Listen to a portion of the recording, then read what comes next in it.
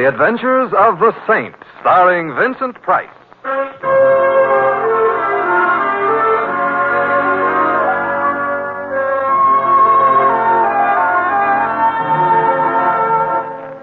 The Saint, based on characters created by Leslie Charteris and known to millions from books, magazines, and motion pictures. The Robin Hood of modern crime now comes transcribed to radio, starring Hollywood's brilliant and talented actor Vincent Price as The Saint.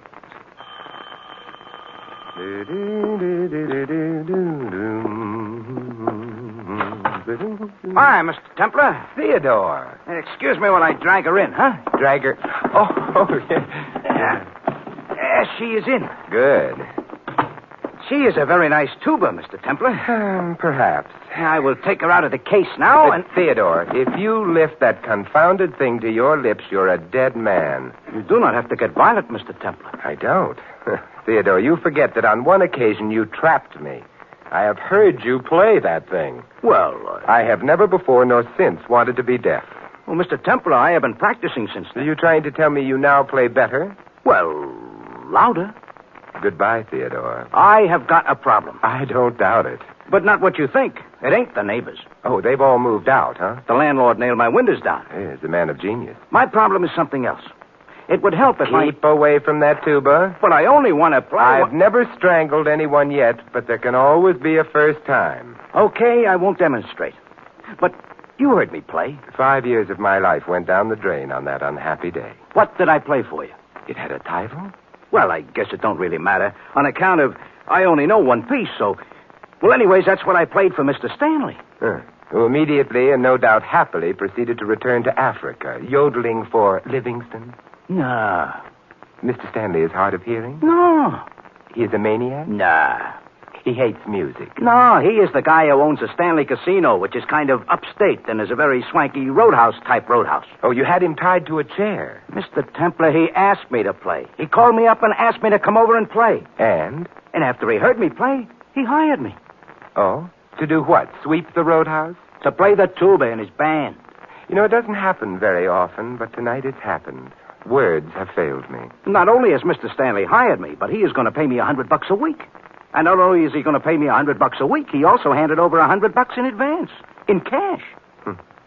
Theodore, I suppose I should congratulate you. Oh, thanks. But what's your problem? Mr. Templar, I love to play the tuba, but I don't play it good. I know that. You're an honest man, Theodore. Even I sometimes can't stand the sounds I make. Mr. Templar, nobody would pay me dough to play if it was legitimate. You may be right, Theodore. So what should I do? I still got the whole $100. Should I give it back to Mr. Stanley? What kind of a man is he, anyway, by reputation? Huh? From what I have heard around, he is a very big operator type. And I do not think he has had a reputation ever since he was expelled from reform school. Oh, why was he expelled? Oh, he lowered the tone of the place. Theodore, when do you start working for him? I make my debut tonight. Debut. I see. So what I'm asking you, Mr. Templar, is will you please be there when I debut? That means there will be at least one friend of mine in the audience, and I got a feeling I am going to need a friend. You may be right, Theodore, but if the roadhouse is the kind of place most roadhouses are, the patrons will be thinking of other things than music anyway. Yeah, but suppose they think of murder.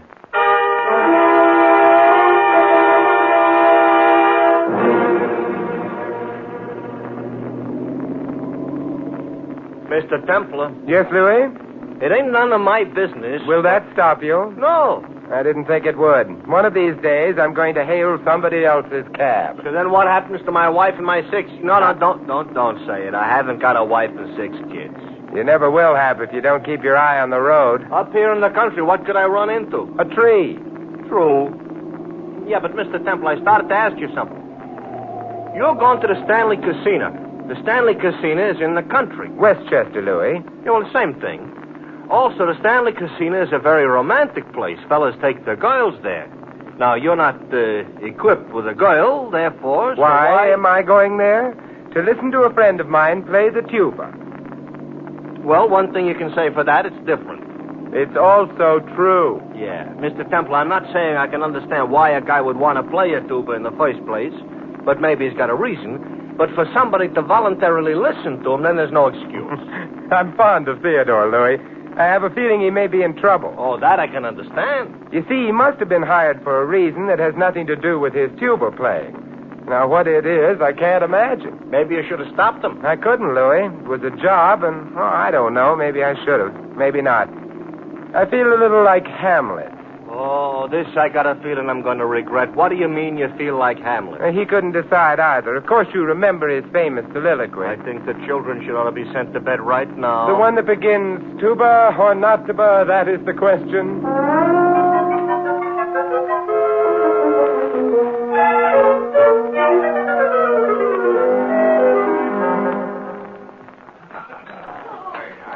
Oh, it's a nice joint, Mr. Templar. So it is. Nice of you to ask me into dinner. Can you afford it? Well, the prices are a little high, Louis. My steak could have bought a cow. Perhaps, but it wouldn't have bought a floor show. And judging from the decor, the floor will shortly have plenty to show. I wouldn't be surprised. Embarrassed, maybe, but surprised, no. Hey, look, the band is climbing into the bandstand. Yeah, I noticed. Only trouble is... Oh, I don't see no tuba. No Theodore either. Maybe he got fired. Before he even started to play? No. Louis, Finished my dinner. Don't have to digest it for a while yet, so if you want to go pay a visit or something. I very definitely do. Come along. Okay. Only where are we going? No, there's a door at the left of the bandstand. Several people have used it. We might try it. Could be maybe an exit. And then the head waiter will stop us. Yeah, and he ain't, so? So we try it. Well, very nice hallway. Got walls on both sides. Yeah, not to mention a roof. No, light coming through the transom of that door up ahead. Mr. Templar, we're looking for Theodore. We're looking at the moment for anyone we can find. I don't hear much noise coming out of that room. Yeah, this might be Stanley's office.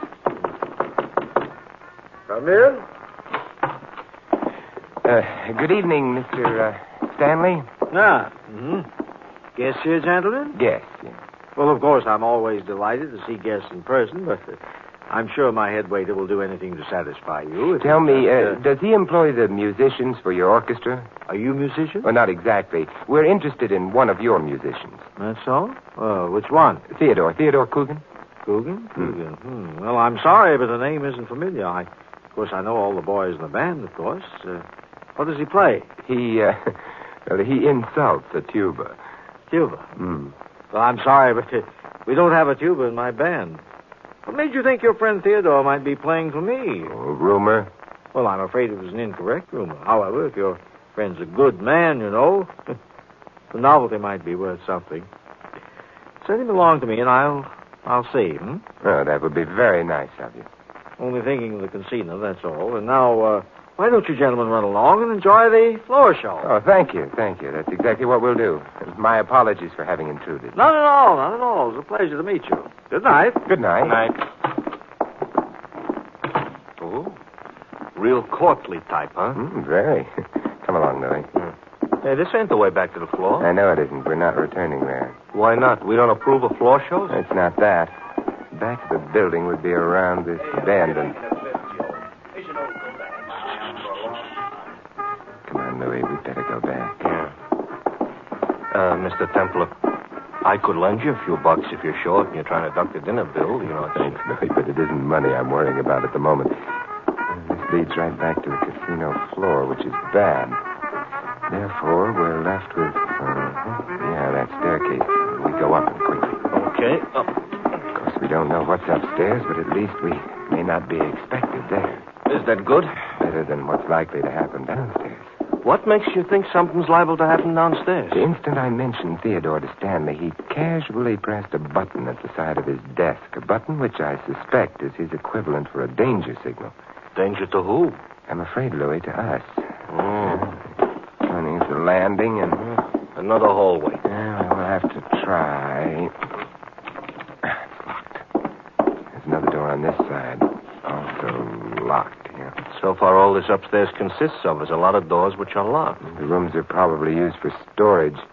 Stanley will realize shortly that we didn't return to the floor show.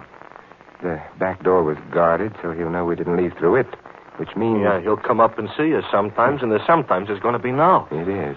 Of course, I don't know whether Stanley intends anything too drastic. We haven't seen Theodore. Yeah, supposing we had. Well, let's try this door. Hey, this one's open. Come on. Quite a suite. Too bad they didn't use some sweet air in their suite. Maybe they ducked up here. Hey, shut the door, Louis. Okay. Is there a bolt on the door? Yeah. I slide it? You slide it. You know, it ain't very strong. Window over on this side. Hey, it's a room with a view. Yeah? Yeah, what we've got is a view of the parking lot.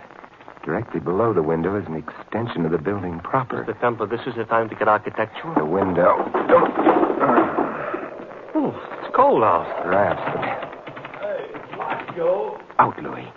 The roof of the extension is only a few feet below. So it's out. Good. It's a solid roof, Mr. Templar. Good. Move over. So we're out on the roof. So? Hey, wait a minute, Louis. Huh? Someone down there in the parking lot.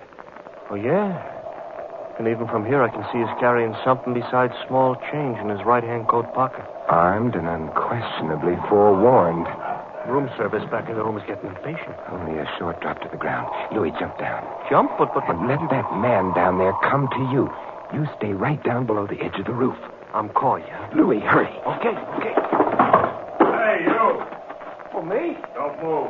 Never broke a lease in my life. Keep your hands away from your pockets. Yeah, but they're in my pocket. I said... Okay. I heard what you said. Well, here goes. Mr. Temple, you didn't say 4, and you landed right on him. Hey, he's out cold. Come on, Louis. Yeah, I already located it. It's over to the left. Come on, let's take a cab, huh? Temple. Yeah? A very good foot racer, I ought to tell you. Not. I take it back. I just gained 50 miles an hour. We're almost to the cab. The light isn't too good for their aim. Their aim could be too bad for our health. Ow! Hey, Louis, were you hit? No, they scratched the fender. I just painted I'll it. buy you a new fender. Quick, Louis, in. Yeah. What? Well, come on. Mr. Tempter, did we stop at a gas station on the way out here? Yeah, the one with the flying red horse just outside the city. We should have taken the horse. Oh. No, we're going. Those bullets are breaking the speed limit. Oh, boy, I think we're out of range now. As long as we ain't out of gas. Hey, Louis. What? I just remembered. What is it, Mr. Temple? What happened? I forgot to pay the check.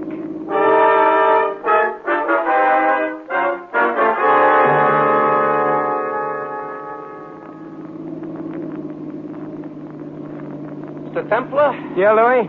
I ain't as big a coward as I sound. Of course you're not. I'm bigger. Why don't we go home instead of visiting that tuba player? Louis, Theodore may be in danger. Uh-huh. And when they fire bullets at us, we're not in danger, huh? You mustn't forget, Louis, that Theodore has to worry about his tuba, too. Oh, this touches me. Okay, we'll help Theodore protect the tuba. But if we wind up in a hospital, who'll need a tuba? We will. A tuba toothpaste.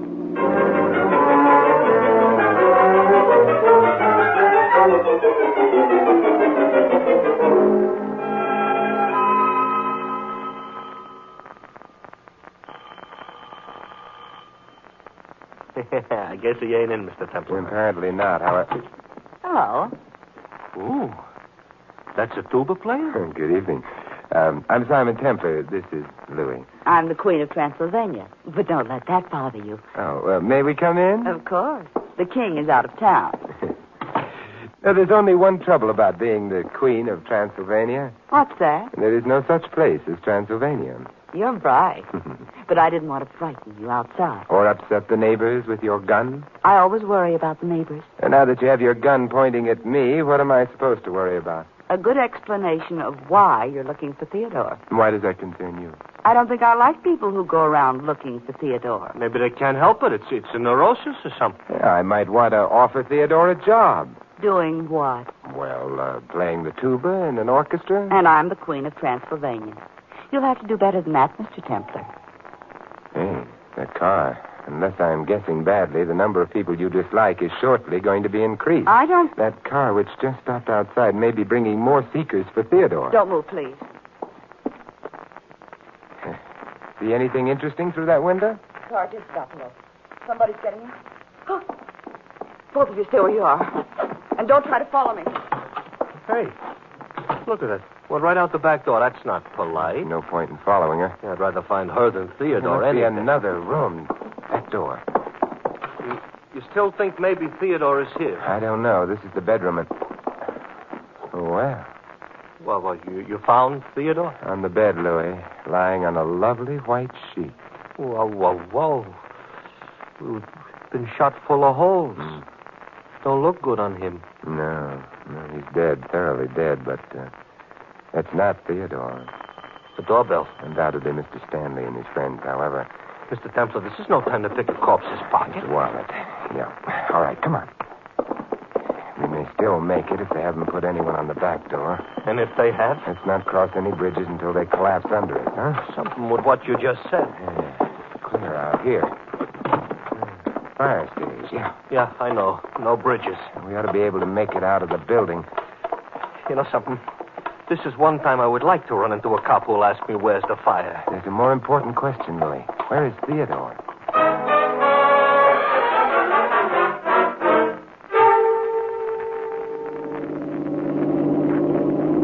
Look, Mr. Templar, ain't we had enough escapes for tonight? I don't know.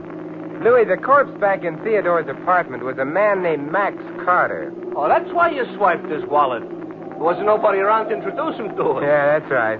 Does that wallet also tell you why he was murdered? No. Therefore, Yeah? suppose we stop at the nearest drugstore. Mr. Templar, I couldn't eat a thing. That's not what we need a drugstore for. Now, look, there's one up ahead, Louis. Okay. Hey, no, Mr. Templar. Wouldn't you have thought that whoever killed that Carter guy could have been smart enough at least to swipe the wallet so that the body wouldn't have been immediately identified? No. I suspect it was very important to the killer that the body be identified, and quickly. I will say aha. Aha. This makes me sound smart, like I understood what you said. So now I can be a dope again. We're in the drugstore, now what? So we find a phone booth. Yeah, this one. Yeah. And we make a phone call. Well, if you'd have had a chance at least to get a phone number, I would know who you were phoning. But you didn't. So who you phoning? The police. Louis, I've got to find out who Max Carter is. Lieutenant Archer here. Oh, Lieutenant Simon Templar. The lieutenant just left for the upper Amazon. Good night. Well, what's the matter with the lower Amazon? Too low. Simon, what can I do for you? Who is Max Carter? Crook, drug addict, blackmailer. A wholesome little character. I see. Suppose he was found murdered. I'd give 3 cheers. And after that, you'd suspect whom? Killing Carter? Huh. Thousands of people. But the first guy I'd try to get in touch with would be a little tuba player named Theodore Coogan. Theodore Coogan. Why, Lieutenant? Well, Coogan was engaged to a girl named Wendy Breen. Very much in love with her. She committed suicide. Because of Carter, huh? Yep. So, unless Theodore had an ironclad alibi... Lieutenant, not ironclad. That went out with the bustle. Simon, why are you interested? In the bustle? No, in Carter. Well, maybe he has a bustle. Goodbye, Lieutenant. That's interesting. What is? Louis, I am about to ruin an old proverb. Oh, Mr. Templar, be careful. It's sometimes necessary to pay the piper, true. But then it may also be necessary to prevent him from piping. Mm-hmm. Let's get back to the cab.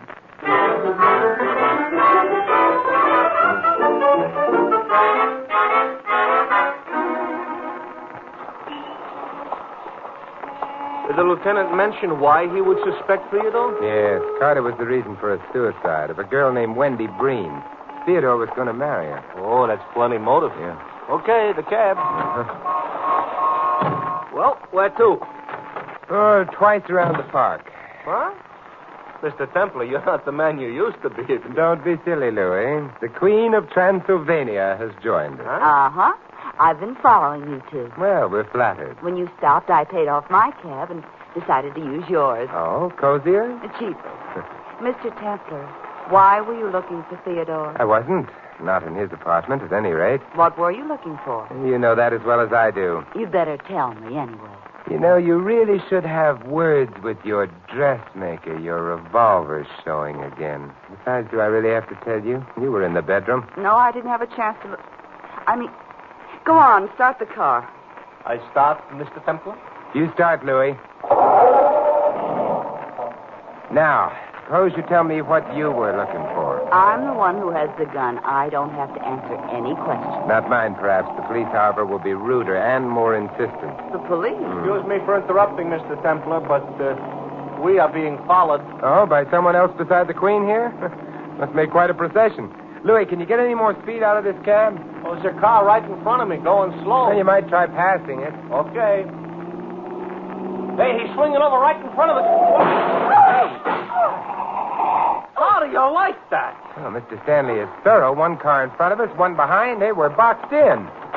Good evening, Mr. Templar. Louis will sue you, Mr. Stanley. He's very touchy around the fenders. Oh, indeed. Well, and can that be my beautiful Mona? I've got a gun. Half a dozen of my boys surrounding the cab, and you better let me have that gun. Thank you.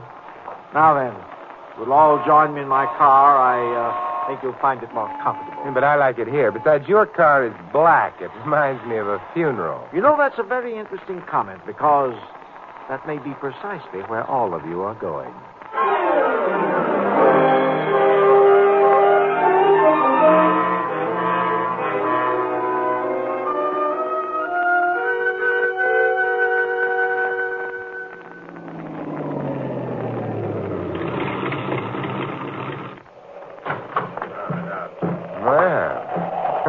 Stanley Casino, huh? Beginning to feel like my little home away from home. Well, I'm so glad. The back way, boys. Come on, come on. You don't have to push.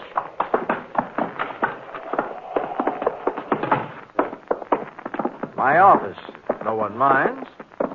Oh, no, my love? I don't mind. Good. Ain't you going to ask me to? No. But I mind. Shut up. All right. I just don't like to be overlooked. Now, make yourselves comfortable. My boys will remain here to keep us company. Now then, what to do about you? Not quite yet. Mr. Stanley, I need 5 minutes of your time. 5 minutes? Well, I might be able to spare them. Why would Mona here have wanted Max Carter dead? An interesting question. I suspect he was blackmailing her. Mona has been a naughty girl, on occasion. Then she was in Theodore's apartment in order to kill... I wouldn't kill Theodore. We're friends. I beg your pardon. I hadn't been thinking of Theodore, however. Mr. Stanley, had you also tired of paying Carter off? The tense you're using bothers me, Templar. Oh, stop. You know as well as I do that Carter's dead. Oh? But, Mona, you told Louis and me that you hadn't been in the bedroom. How did you know Carter was dead? I just guessed. That's a very tired attempt, Mona. You know, Templar, you're the bearer of very welcome news. I am? Then Carter was blackmailing you, huh? Discreet silence. However, it's no longer worrying you, with Mona's admission. By the way, Theodore must be on his way home now, huh? I wouldn't be at all surprised. Although I can't understand why you assume I know anything of Theodore's whereabouts. No? Well, in that case, we may as well leave. Yes, I think so.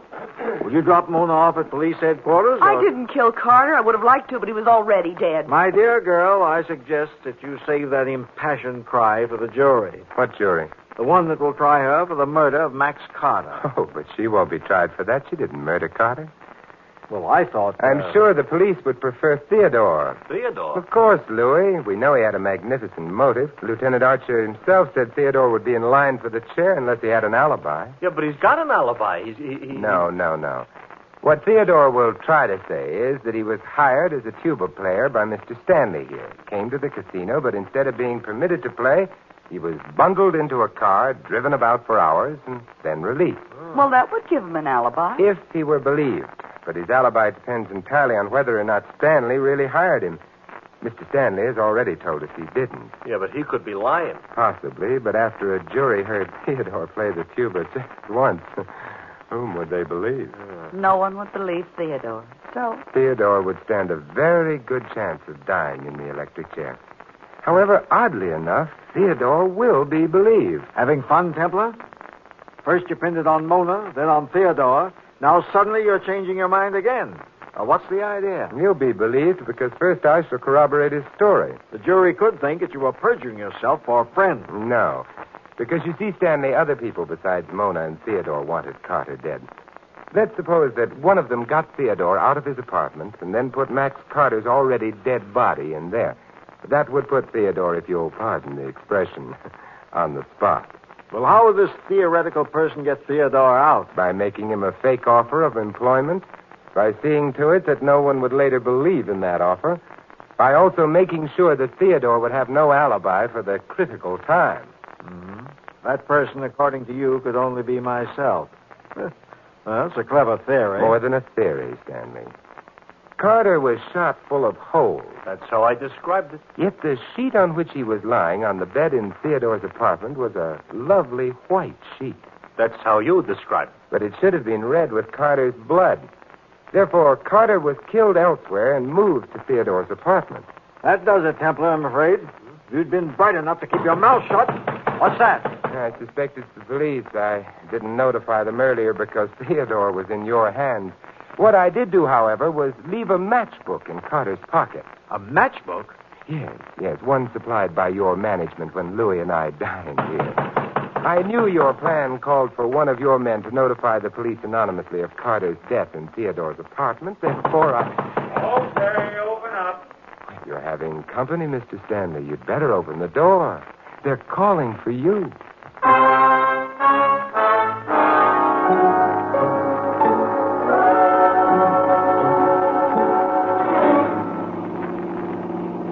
Well, Mr. Templar, we got through it alive. Perhaps, but will we ever be the same? Is that bad, Simon? Well, I never would have met the Queen of Transylvania otherwise, so... Simon. So? So long live the Queen.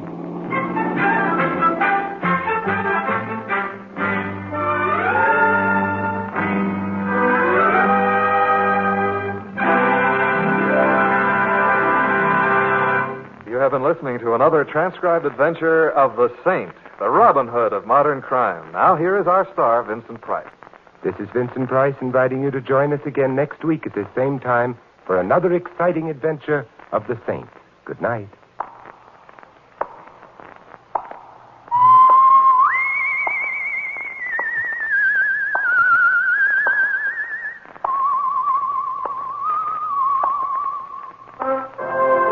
This adventure of the Saint was written by Louis Vittes. Our cast included Maggie Morley as Mona and Jack Moyles as Theodore. Victor Rodman was Stanley, Frank Gerstle the lieutenant, and Louis is played by Larry Dodkin. The Saint, based on characters created by Leslie Charteris, is a James L. Staffier production and is directed by Helen Mack.